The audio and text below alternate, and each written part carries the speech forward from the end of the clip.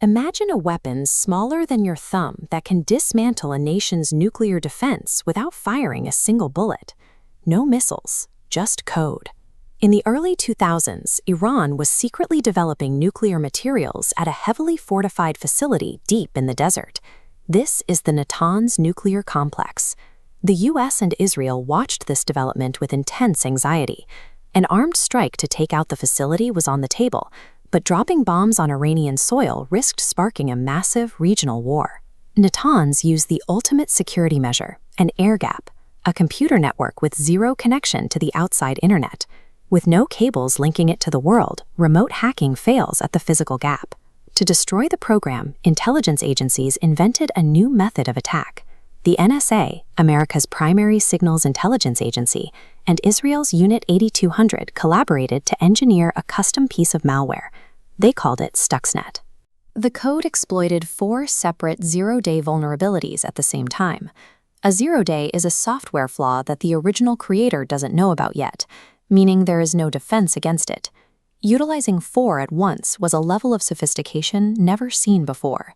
To slip past internal security checks, the code cloaked itself using stolen digital certificates from legitimate Taiwanese tech companies.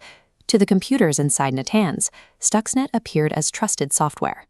Stuxnet was a highly specialized, custom-engineered instrument designed exclusively for a single, precise mission. Since they couldn't email the virus in, operatives planted Stuxnet onto standard USB flash drives. They left these drives at external engineering firms that did contract work for Natanz, waiting for an employee to pick one up. Eventually, the intelligence agencies found their way in. An Iranian mole working for Dutch intelligence, posing as an engineer, walked into Natanz and physically plugged an infected drive directly into the internal network.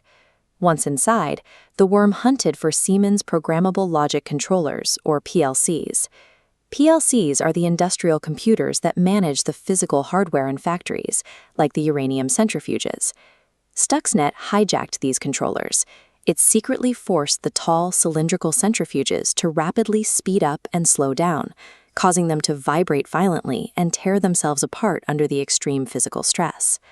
While the machines were physically destroying themselves, the malware fed a stable digital graph of perfectly normal data back to the scientists' monitoring screens. The operators watched healthy readings while the facility broke down around them. In total, the code physically wrecked nearly 1,000 centrifuges. It set the Iranian nuclear program by an estimated 2 years, all while the engineers remained completely blind to the cause. Stuxnet was supposed to stay inside Natanz, but a software error allowed the worm to break out of the facility, branching outward and infecting computers in India, Indonesia, and the United States. By 2010, the rampant code caught the attention of security researchers. A small Belarusian antivirus company called VirusBlock ATA finally isolated the worm and exposed the secret to the world. Iran quickly realized their mechanical failures were actually a direct attack. The fallout was intense, with immediate calls for retaliation echoing across the government. The exposure of Stuxnet permanently removed the secrecy surrounding cyberweapons. The world now had proof that a digital attack could have devastating physical consequences. A few lines of code had successfully achieved the kind of physical destruction previously reserved for kinetic bombs. This event proved what was possible.